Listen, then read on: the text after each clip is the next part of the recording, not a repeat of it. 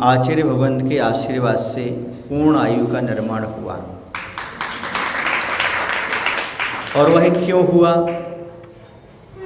तो संस्मरण सुन सकते हैं। बहुत सारे लोग आचार्य के पास आते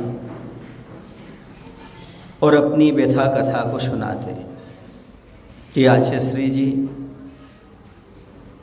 हमारे पिताजी, हमारे दादाजी, हमारे भाई, हमारी बहन, हमारी पत्नी, हमारी माँ डॉक्टर के पास गए और डॉक्टर के पास जाने के बाद उन्होंने चेकअप किया।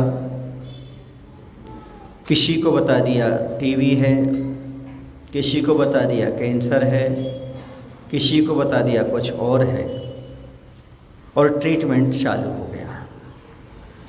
लेकिन बाद में मालूम पड़ा वो रोग था ही नहीं, जिसका ट्रीटमेंट हो गया वो रोग था ही नहीं। अकाल में उनको जाना पड़ा, उनकी मृत्यु हो गई क्योंकि वो दवाइयाँ साइड इफ़ेक्ट कर गई। यंत्र के युग में ये मालूम ही नहीं पड़ता कौन सा रोग है कौन सा रोग नहीं है।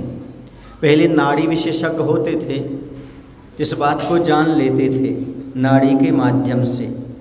क्या जान लेते थे? नाड़ी के माध्यम से जान लेते थे कि आखिरकार कौन सा रोग अंदर विद्यमान है। लेकिन आज ऐसा होता है कि रोग जो होता है वह ज्ञात ही नहीं होता। कुछ रोग होता है और कुछ की दवाइयाँ चल जाती, इलाज हो जाता है। ये विषय हमारे लिए बहुत ही खतरनाक है। इसको देख कर के आचार्य ने कहा अब कम से कम आदमी का ट्रीटमेंट ना हो तो कम से कम अकाल मरण तो ना हो गलत दवाइयाँ चलने से। इसलिए आचार्य ने पूर्ण आयु के लिए आशीर्वाद दिया और पूर्ण आयु की स्थापना। कम से कम पूर्ण आयु तो व्यक्ति अपनी निकाल सके, वरना क्या होता है एलोपैथी दवाइयाँ आदि खा करके व्यक्ति अकाल में ही मरण कर जाता है।